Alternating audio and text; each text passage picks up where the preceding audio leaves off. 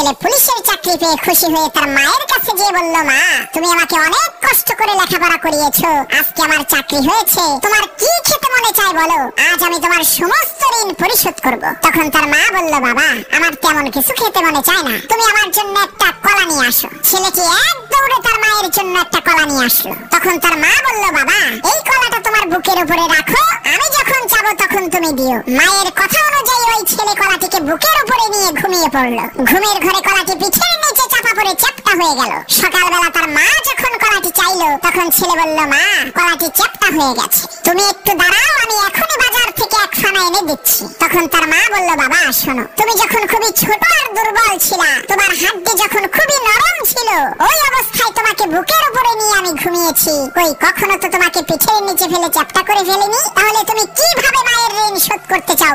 এরকম ভিডিও আর দেখতে চাইলে চ্যানেলটি সাবস্ক্রাইব করে আমাদের সহযোগিতা করুন।